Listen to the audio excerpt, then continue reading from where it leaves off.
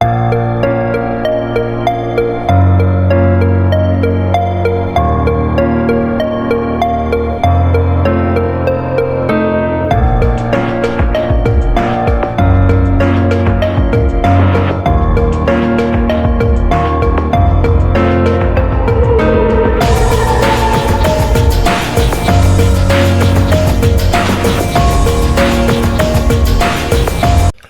my name is Sam Robinson.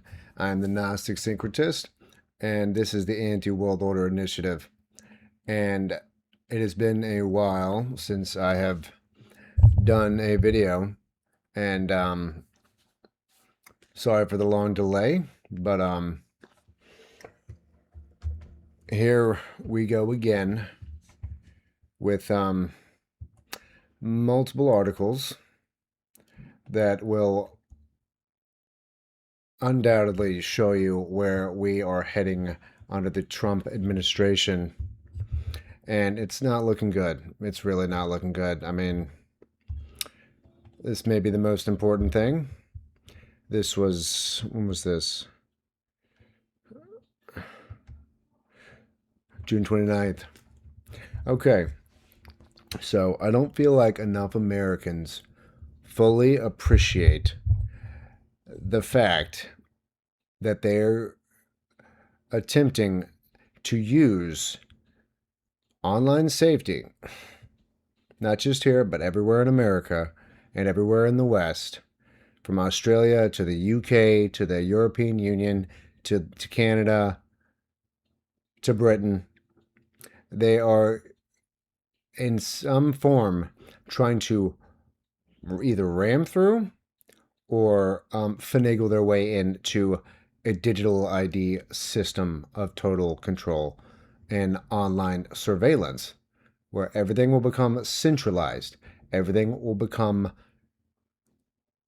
a data hub, interconnected across the board with digital IDs, data centers, flock facial recognition surveillance everywhere. This will include your car, your house, your phone, your streets, and online. We're talking about a complete worldwide system. This has always been the goal. It remains the goal. Now, many years ago, I thought they would get it done through the VAX passport system. Well, that didn't work, obviously. They haven't thrown that out the window, obviously, but they've found other ways since 5 years ago to try to ram this through. Yes, it eventually you will have a digital online ID with your medical records and your VAX record on there. Obviously, the WHO still wants this that it's not changed. However, since 5 years ago, they have decided to try to be a little smarter about it. That didn't work. So this is what we're seeing now. This is America, by the way. This is America. And make no mistake, once digital IDs are in place, let's just say on a national level, and maybe start statewide and then move to national. So what Real ID was about, in my opinion. And it's not really my opinion because they said they were going to make it digitalized very soon afterwards anyway. Obviously, I didn't get one. I got a new passport is what happened. But the number one method they are utilizing across the globe is this. Kids. Of course, they want to protect children. Who doesn't want to protect children? The Kid Online Safety Package clears the House, drawing warnings from digital rights and tech groups. The Kids Act, oh, it's such a nice name, you know, received broad bipartisan support, but the legislation is expected to face challenges in the Senate. One can only hope. It's not just here, though. A young boy plays a video game on a smartphone in New York. This is June 29th. The House passed a bipartisan package of children's online safety bills, and it 267 to 117 vote Monday, advancing legislation that supporters say would better protect children online. But critics, they always say critics, not constitutionalists, not human rights activists, not freedom and liberty activists, critics, warn it could threaten privacy and free expression. Well, go figure. The Bipartisan Kids Internet and Digital Safety Act. I mean, look at even the name. This is how they do this. It's called the Kids Act in an acronym, and they utilize words to make it spell kids. Championed by its sponsors as a way to protect children online and hold major tech companies accountable. Right. Hold major tech companies accountable. When has that ever happened? Has that ever happened? I'm still waiting for that to happen, totally, to be honest. I mean, the dopamine feedback loops on Facebook from likes and clicks, the short attention span from the runtime of TikTok videos to the shortened responses through writing on X/Twitter. All of these things should have been held accountable. One, reduced attention span because of the late nature of the short videos. It's undoubtable. It is unequivocal. X makes you write far less than you normally would, thus it's all short form, so you can only write 200 characters. And then the dopamine feedback loop has addicted hundreds of millions, if not, and probably billions of young individuals and even adults to this dopamine feedback loop system inherently programmed into Facebook, not to mention other social media. But they admitted it later on. Instagram is another one, another short format type of video platform, just like TikTok. Both, well, specifically Instagram, has been accused of ruining specifically teenage girls' lives as kids and teenagers. And did anything happen? No, this is how they're going to fix it now. So they, as always, they create the problem in advance, and then they come up with a solution in advance. And eventually they implement the solution, knowing how you will react eventually. When the uproar is big enough, you will demand to have your rights taken away to protect the children from what they did to them, though it's already too late anyway. For most of them. So, it's always too late. It's always got a solution ready in advance. It's problem, reaction, solution. Create a problem, have a solution in hand, manage the reaction. It is the trinity of social engineering for these elite NGOs and global oligarchs. This is what they do. This is what they always do. So here we are. I've been talking about this for years. It would require new safety features and parental controls on online platforms, restrict the use of minors' data for targeted advertising, and require, there it is, age verification. That's how I said they would do it. Age verification for pornography websites, and establish new rules governing AI chatbots. But part of their problem is that the VPNs can get past some of these things. Eventually, this will not just be about requiring age verification for pornography. This will be about requiring age verification for getting online at all, period. Google's already working on one of these. And once you get these big tech companies like Google on board, which they're already on board, they will completely create the totalitarian system of digitalized control through age verification across the board. There'll be no way around it. You won't be able to get online. This is of course, as always, this is a major step toward a safer online world for kids, they say, making safety the default, giving parents tools to protect their children and teens, and holding big tech accountable. Don't you ever forget. The House and Energy Commerce Committee wrote in a social media post announcing its win. Not a win for us, though, ladies and gentlemen. You may think it is.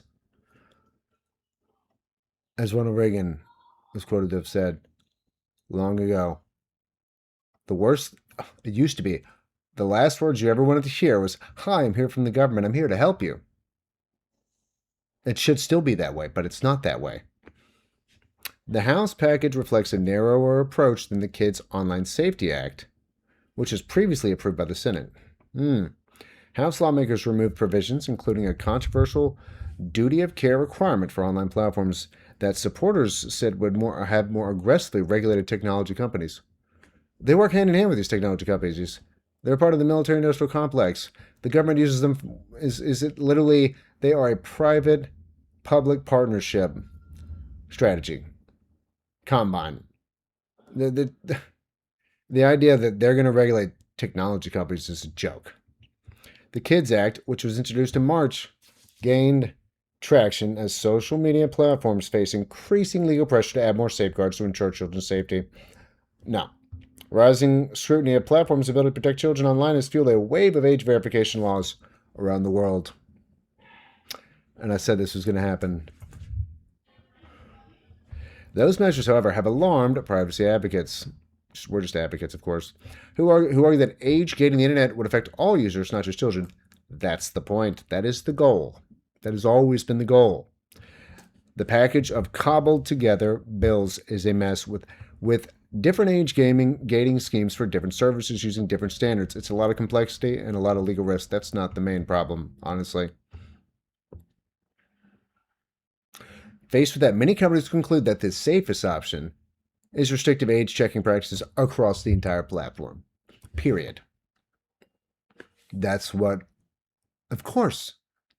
So in this instance, they are creating the problem on the companies to give them an impetus. Of course, they're working with them anyway. And to give us a reason. Why? Because they've made it overly complex in this package, in this bill. Obviously, it wouldn't be cost effective the way it's being implemented here. If it's affecting it here and then affecting it here and then different standards here and different standards there and the standards over there, obviously they want a one-type solution, a unified field of total digital control. Thus, the only option will be, exactly, across entire platforms, because that is the goal. Critics, including the Electronic Frontier Foundation, argue that the systems relying on government-issued identification or biometric age estimation could chill anonymous speech by discouraging users from sharing sensitive information online. It'd be way worse than that. That's putting it lightly. Through many websites partner with third-party vendors that claim to delete their data or otherwise keep it secure, recent data breaches have eroded public confidence. For trade groups like NetChoice, which lobbies for tech companies' free expression and free enterprise net, both bills are nothing to celebrate. All of these bills degrade privacy and security, materially diminish the First Amendment protections that young people and adults have a full right to as Americans.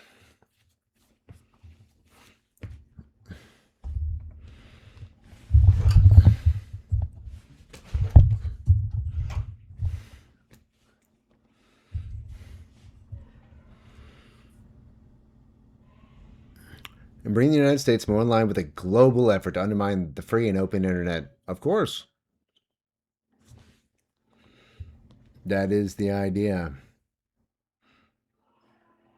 He also described the Kids Act as a well-intentioned bill, but said the House took a major step in asserting federal influence. That's the issue.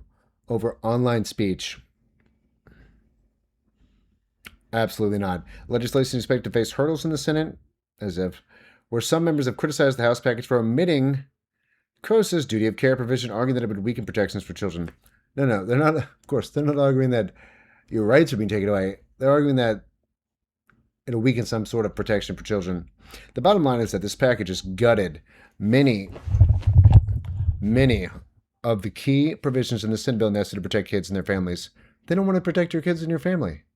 This is ludicrous. Have you seen what's been going on under the Trump administration? AI data centers, Iranian wars, Thomas Massie pushed out with funding from AIPAC. We are completely bought and sold out, ladies and gentlemen. Flock cameras on the rise everywhere, Trump colluding with all the different tech billionaires, from Elon Musk to Sam Altman to Zuckerberg to Bezos to Larry Ellison. they are running this. Peter Thiel, they are running this administration. They are running this country.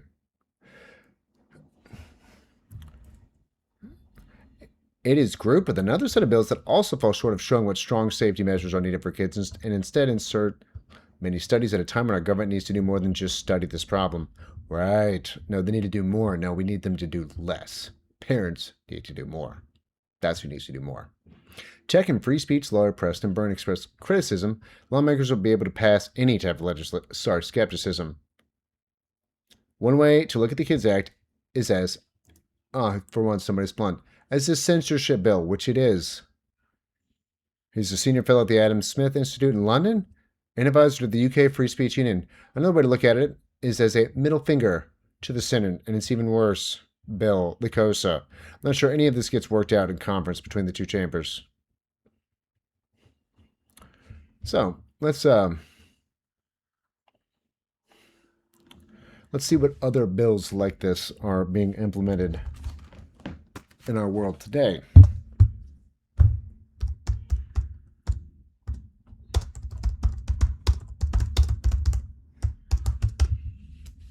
What do we get?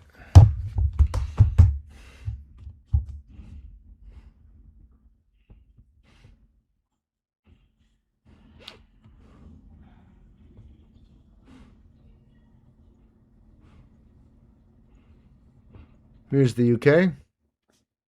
Online Safety Act. Now, this was several years ago.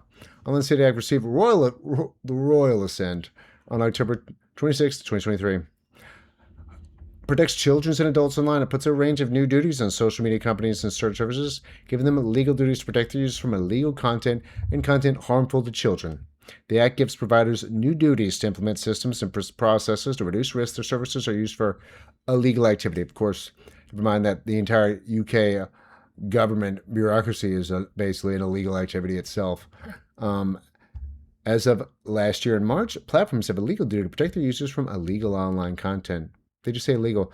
Ofcom, the government censorship bureau, are actively enforcing these duties and have opened several enforcement programs. There you go.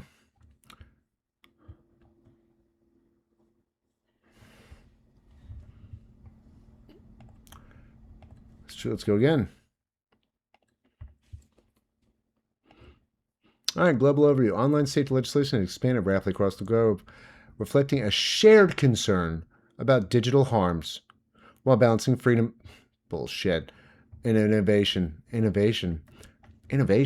Key jurisdictions with dedicated laws include, here we go, European Union, like I said, the Digital Services Act and the Digital Markets Act regulate online platforms focusing on, once again, illegal content, transparency. Yeah, transparency for them, not for you. Accountability for large tech companies. The EU also enforces the terrorist content online regulation, which mandates removal of explicitly illegal content. The UK Online Safety Act. There you go. Australia, the next one. Online Safety Act mandates platforms to take reasonable steps to minimize harm, including preventing access by users under 16. Investing in detection technologies. Singapore, the Online Safety Act. Notice how they're all called the same thing? I wonder why that is. Emphasizes proactive content moderation and user protection. Of course, the question is, who's going to protect us from them? The United States, federal legislation is limited, with COPPA 2.0 and the Kids Online Safety Act focusing on child protection. State-level laws and self-regulation by tech companies fill gaps. Other jurisdictions, countries like South Africa, use hybrid approaches. Platforms must remove prohibited content. Design-based regulated platforms are required to implement safety and privacy features. Key focus areas, child protection. Yeah, right. Who's going to protect us from them?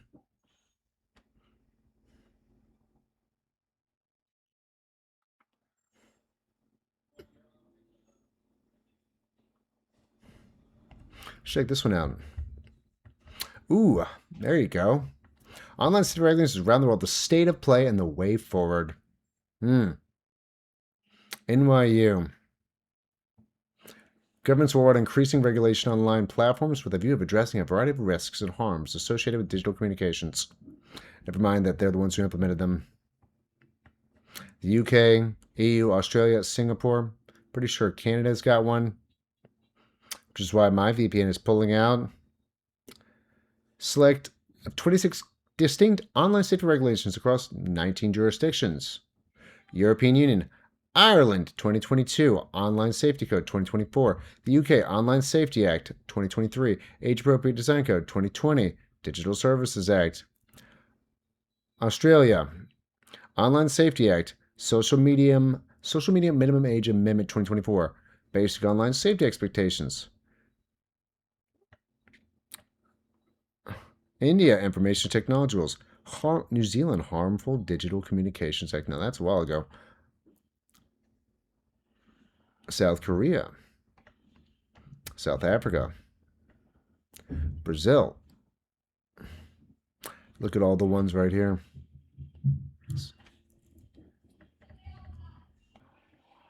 This is nothing to joke about, ladies and gentlemen. This is all the ones just in America currently, besides the one right now in the Senate, heading towards the Senate. You know Trump will sign that. I mean, he's run by these people. I hate to say that, but it's just the facts. Okay, what else are we going to have to deal with? Well, we got leaked plans show school buses can become roaming surveillance vehicles. May 28th, 2026. And isn't that wonderful? School buses may soon become roaming surveillance vehicles. That was reported on Tuesday after reviewing leaked documents detailing plans to equip buses with automatic license plate readers. The data would then be turned over to law enforcement, adding to the worrying and unconstitutional trends of warrantless mass government surveillance of law-abiding citizens across this country. Make no mistake, that is what it is. Bus Patrol, a company that claims to be the nation's leading provider of school bus stop arm cameras, currently has over 40,000 AI-powered stop arm cameras across 24 states. That's quite a lot. 40,000? These cameras, which are permitted in at least 30 states, are mounted on school buses and are designed to capture images of vehicles illegally passing when the bus is stopped. Of course, it's just for your kids' safety. They just want to catch those nasty little Americans who don't want your kids to be safe, you know? That's all it's about. Incidents captured by the cameras are recorded, reviewed, and submitted to local law enforcement for review and final approval. Never mind, the local law enforcement databases are also interconnected in a lot of ways through flock surveillance cameras, and eventually through things like the national ID system. It will all become interconnected if we allow it to happen.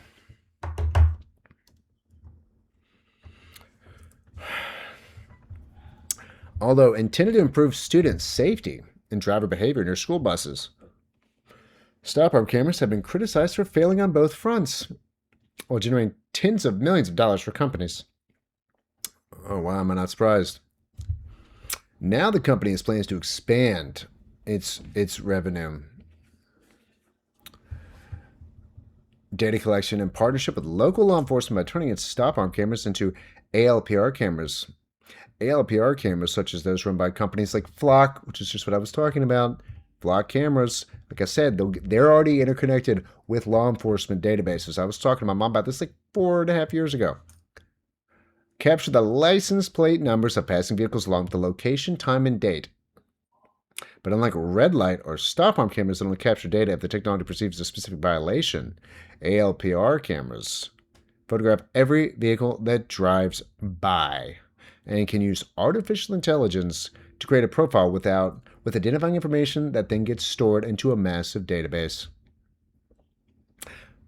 That database can then be shared and searched, including by law enforcement, to track and find a vehicle, and by extension, the driver, all without a warrant. Buses Patrol's APL cameras would operate in much the same way, but rather than be fixed in one location like other systems, cameras on mobile school buses would capture data on every vehicle they drive past, regardless of whether any law was violated. Without proper oversight, these cameras are ripe for abuse. Announcing a nationwide campaign to challenge the unregulated and unconstitutional use of these cameras and systems.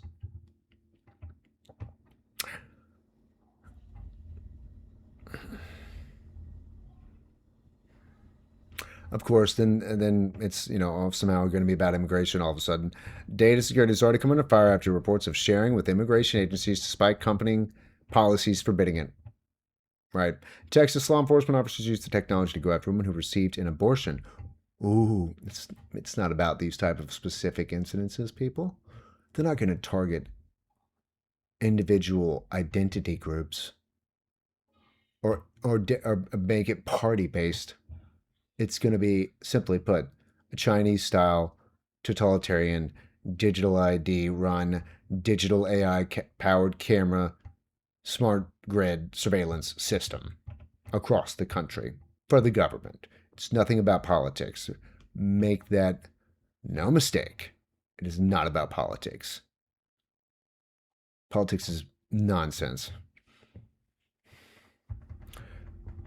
News, yeah, whatever. Forget these abuses.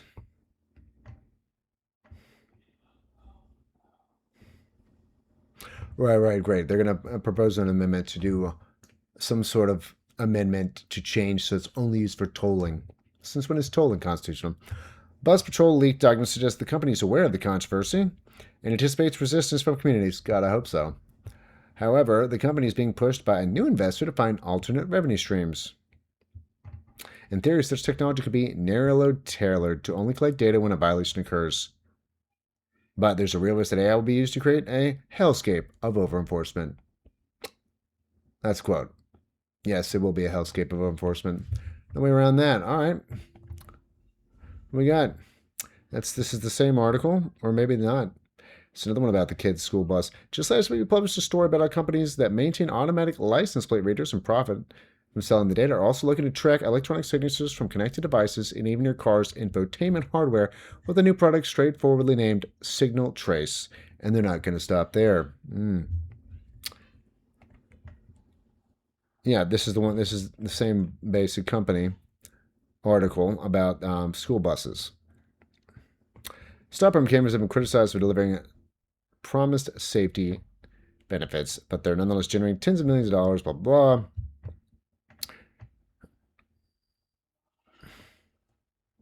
So, let's look at Signal Trace. License plate cameras will soon track phones, wearables, infotainment, and even your pets. Isn't that wonderful? A new kind of license plate reading camera will also scrap the smart devices you take with you.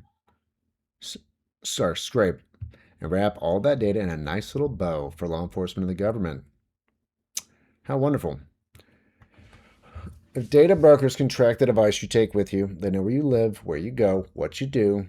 The stakes are only poised to climb higher now that surveillance companies that sell automatic license plate readers, so they sell these things, are getting in on the game. Defense contractor Leonardo is promoting a new technology called Signal Trace that will package plate cameras with sensors that can scrape unique identifiers tied to your smart devices and make the data available to law enforcement and the government. The objective of Signal Trace now is being marketed to authorities. Police, border security, and other government agencies already comprise their customer base. Of course. And with this technology, those clients seek to correlate footage with those cameras to phones, tablets, wearables, AirTags, and naturally the electronics inside your car. Dystopian, total, and complete surveillance, ladies and gentlemen. If Signal Trace can pick up your Bluetooth headphones, think about that. Pick up your Bluetooth headphones. Dismiss. You can be damn sure it'll be looking out for your vehicle's 5G hotspot, your infotainment system, and even its tire pressure monitoring sensors. They say, hell, the company includes pet microchips as a potential entry point of tracking. You want them to track your pets too? People are not worried enough about these things.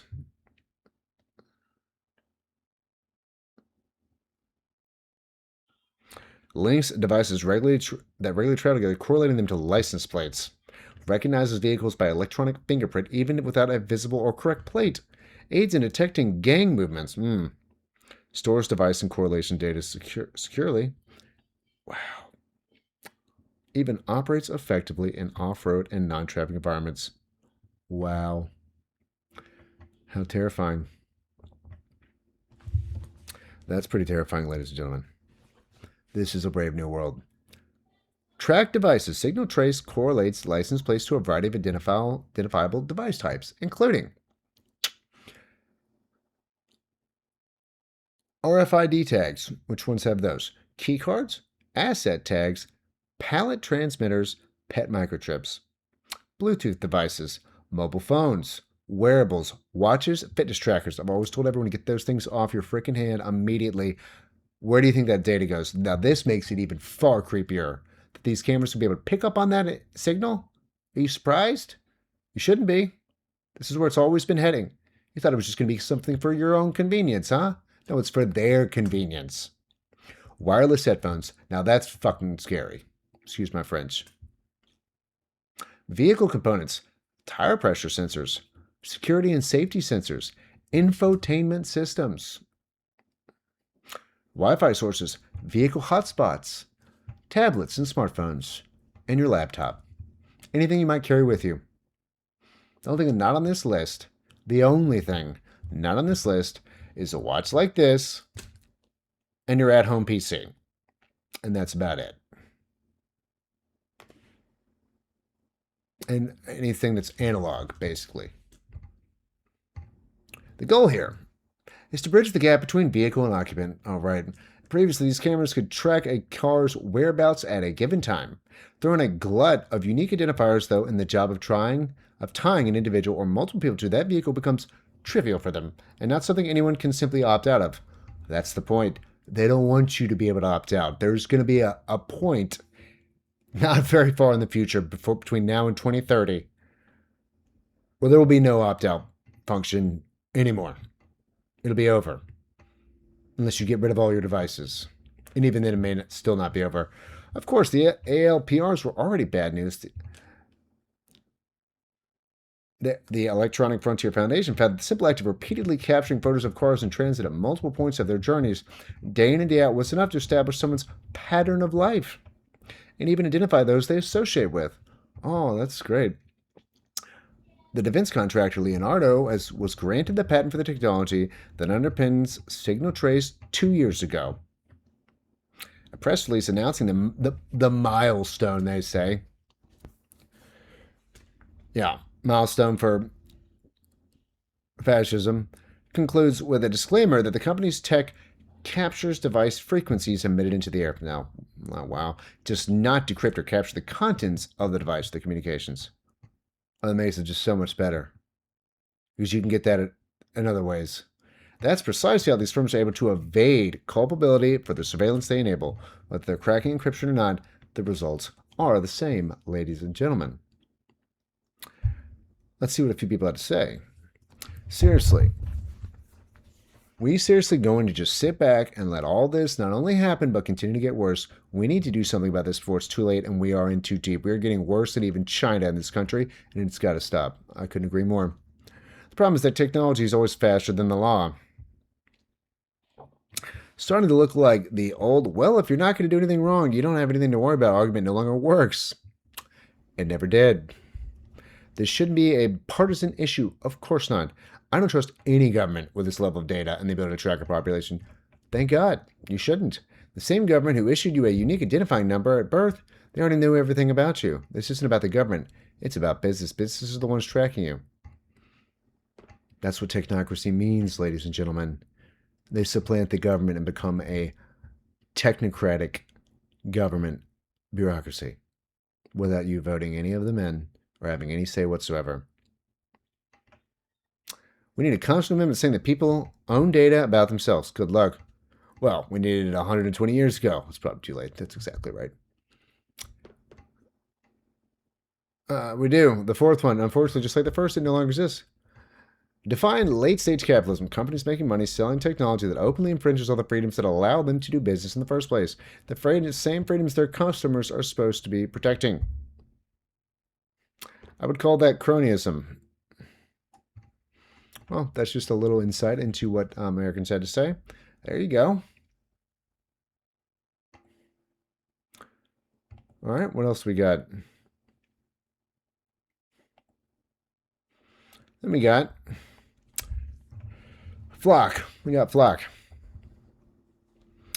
Public backlash finally finally explodes against mass surveillance. Of course, you've been using them for a long time. Company execs boast endless uses for the spy equipment. Video surveillance camera hangs from the ceiling above a subway platform, October 7th, 2020. Of course, I bet a lot of people liked it then. A new public safety battle is brewing in America that centers on artificial intelligence-powered cameras, discreetly installed on thousands of street corners, parks, parking lots, neighborhoods, and drones buzzing overhead. That's the other one you got to worry about. Many of the cameras are operated by Atlanta-based Flock Safety for the purpose of providing footage to law enforcement. Is that who they're providing it for? Really? Allegedly. But the prevalence of the cameras has spurred growing public resistance on both sides of the political spectrum. Because at the top, there is only one side, the elite side. It led to dozens of communities canceling and rejecting their equipment. To think our country is in a kind of uniquely anti-surveillance environment right now, which is to say that in a time where it seems that there's nothing that is not partisan, opposition to government surveillance is nonpartisan.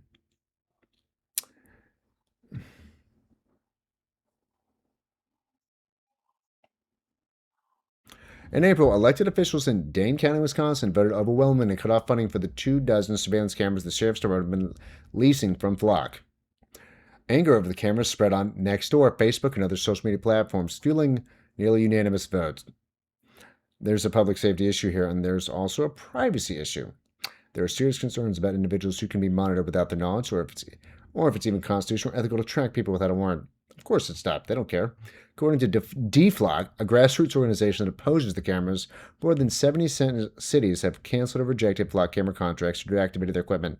Sedona, Arizona, Denver, Windsor, Connecticut, Kent, Ohio, Warrenton, Virginia, and Lockhart, Texas. Obviously, we need way more than that. The cameras were initially marketed as automated license plate readers, but the technology's advanced and the camera's role has expanded well beyond that, like it always does.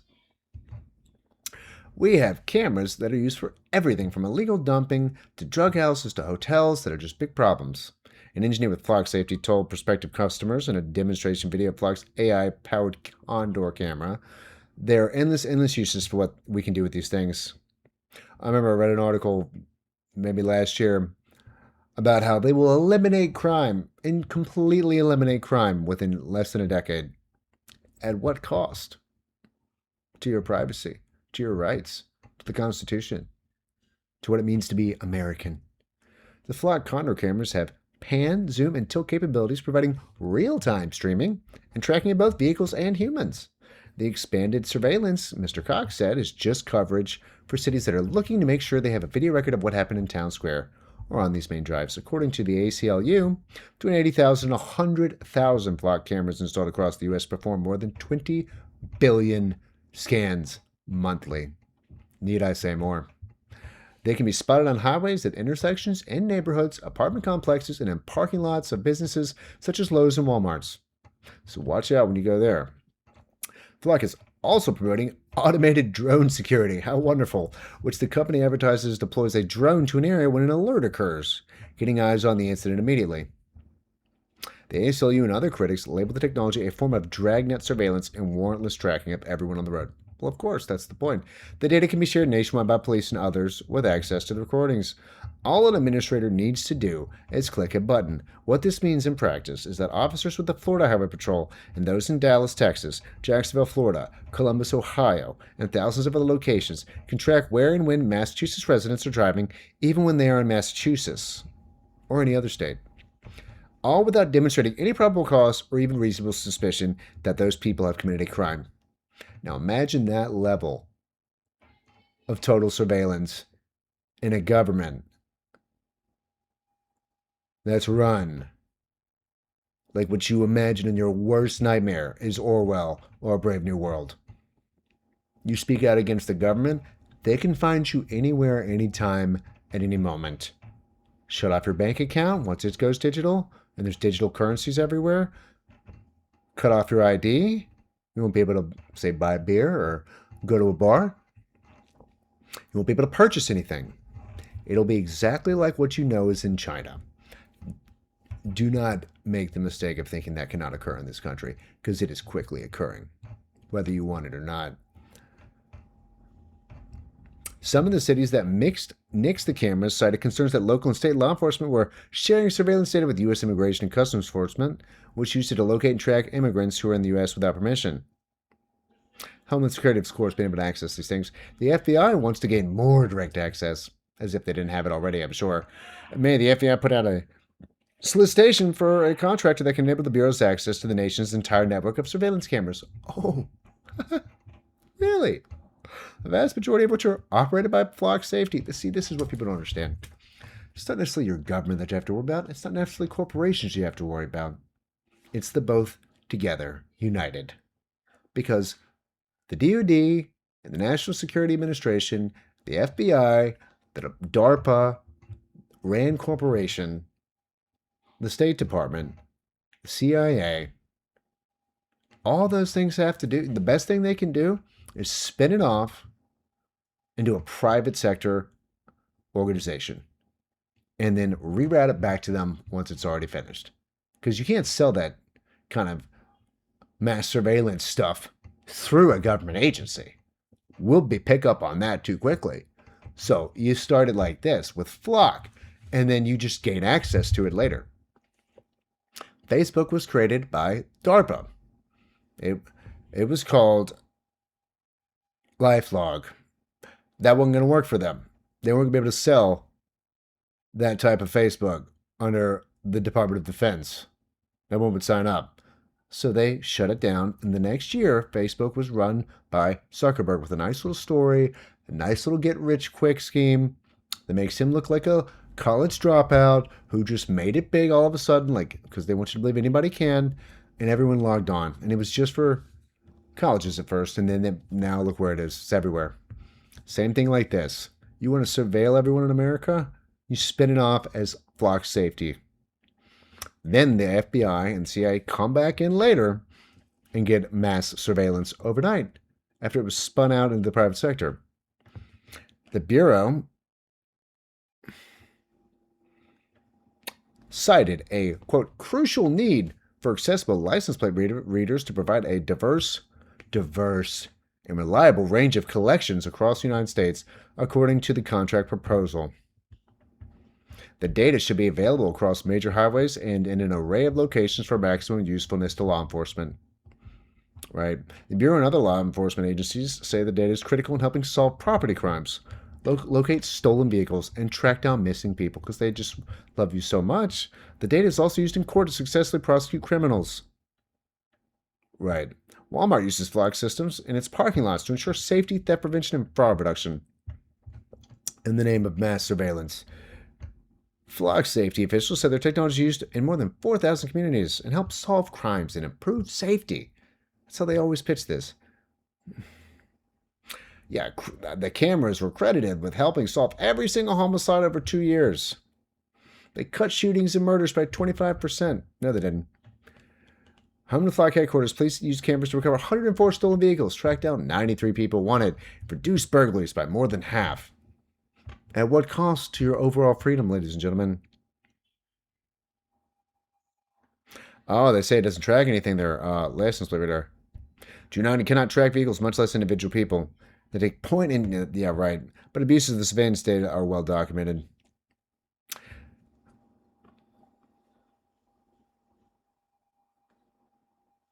They're continuing to install the cameras despite growing public outcry. The company announced last year that Flock surpassed $300 million in annual recurring revenue. 70% increase over the year. They are proliferating because they often pop up without warning to the public. You don't get to vote on that. And if you do, you didn't know about it, and your local officials cut a deal with them. Flock is doing everything in its power to continue to sign up governments for these contracts as below the radar as possible, so nobody can stop them until it's theoretically too late. That is the point. But they're also not really attempting to hide anything. We strongly disagree with the suggestion that Flock keeps these conversations under the radar. Flock representatives attend hundreds of city council meetings a year, in addition to many community forums. In fact, we actively encourage these conversations as they provide key opportunities to address misinformation around what Flock does.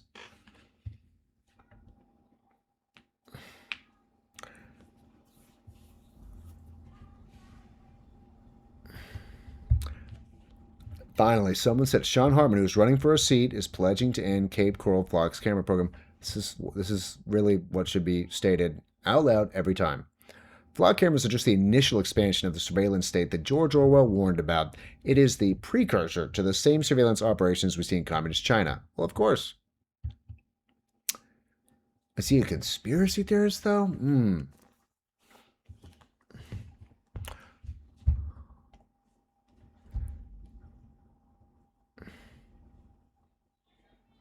Yeah.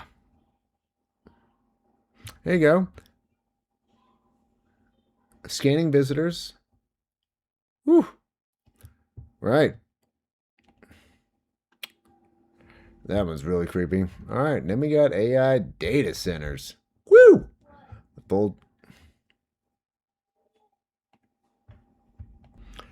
Then you have AI data centers,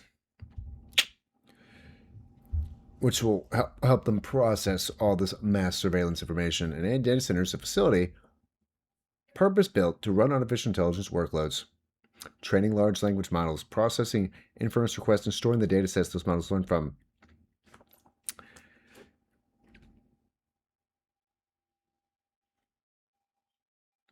Right. Let's say it's just for specific demands on machine learning and inference. Of course, we have one here in Memphis, and we didn't want it. We got one anyway, and you know how much power it uses? The equivalent to 100,000 homes a day, and 1 million gallons of our water. That is insane, and that's just the one XAI Elon Musk run data center here in Memphis, Tennessee. There are hundreds of them everywhere.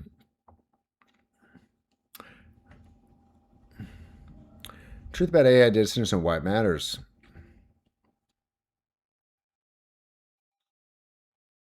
The rapid growth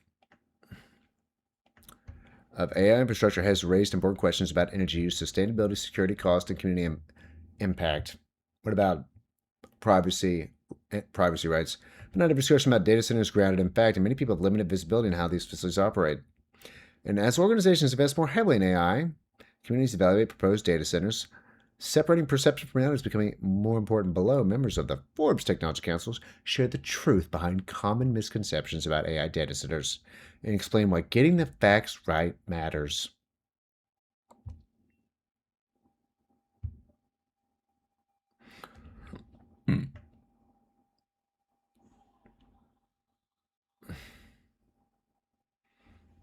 Data centers aren't digital storage warehouses. One misconception is that data centers are just storage warehouses. Modern AI infrastructure is an active decision engine powering real-time experiences like real-time data surveillance, model training in mass enterprise operations, and model training at a massive scale. Misunderstanding this leads organizations to underestimate the importance of efficiency, resilience, and long-term infrastructure planning.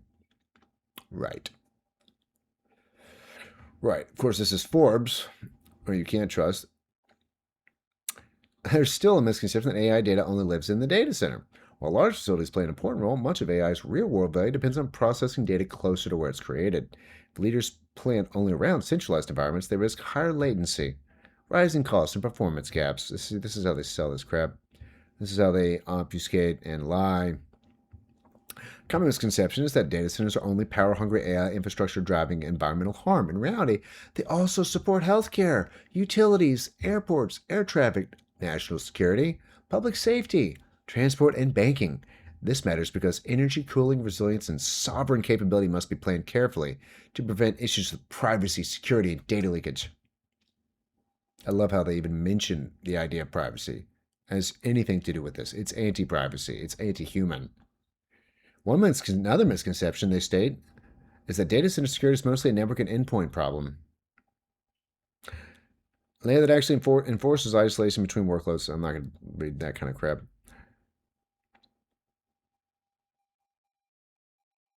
Really, a common misconception is that data centers are the problem.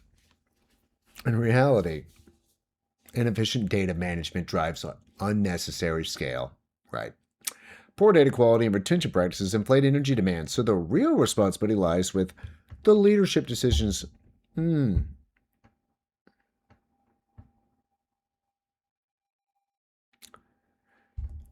Access to electricity is a common basis of misconception. Ultimately, our voracious demand for GPUs and AI is pushing electricity grids to their breaking point. Go figure. Every organization should be thinking about its current power envelope, what it can do to drive efficiency in its own operations. Probably means less energy for you, and thus more for them. Well,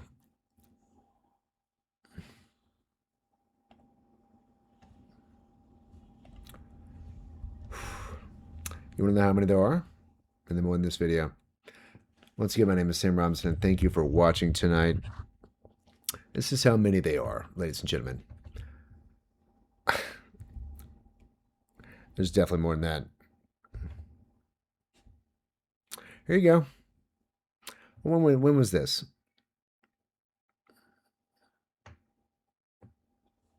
This is not real. This is way behind, by the way. This is way behind.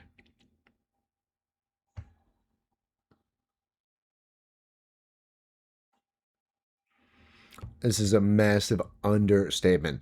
There are over 80, just, or at least in the creation in Tennessee. There's hundreds and hundreds of these things in Virginia being built. They're being built everywhere, ladies and gentlemen. This is a vast understatement. A vast understatement. There's, according to this, 1,131 facilities, all 51 states covered, 740 operation, 298 in construction, 93 planned, total capacity. Top data center states: Virginia, Texas, Arizona, California, Illinois, Georgia, Oregon, Wisconsin. Your digitalized Orwellian hellscape is coming to you quickly, ladies and gentlemen, and we need to do something about this very quickly. And this is just the beginning. This is just the beginning. Well, I just wanted to come back and cover some of the issues that have been really driving our freedom into the garbage heap. Our sovereignty, our privacy, digital IDs, flock safety cameras, license plate reader cameras, school bus cameras, data centers, and digital IDs. I want to say one more time. This is a global agenda. But if you're in America and you're watching this, we can try to make a state level difference if we can. On a national level, just forget about Congress. It's totally bought and paid for by these companies. But if you can try to maintain some level of states' rights in these issues, we at least stand a chance, or at least maybe county or city rights. But it's going to have to be on the state, county, and city level. The national government is only your enemy. It has always been your enemy. Maybe not 150 years ago, but this is right after the 250th anniversary of America. It's really not the 250th anniversary of America. It's at this rate, America's been dead for at least a decade, if not 20 years. So, my name is Sam Robinson. I'm the Gnostic Syncretist, and this is the Anti-World Order Initiative to expose what they are planning to do, how they're doing it, the methods they're going to use, and how they're kicking the can down the road to go far beyond what China is doing today. China is not your enemy. Russia is not your enemy. The left or the right is not your enemy. Your fellow Americans are not your enemy. Your enemy is the techno-capitalistic private-public partnership between our government and all these companies that will eventually form into a technocracy, which it's very close already. So we got to get real, ladies and gentlemen.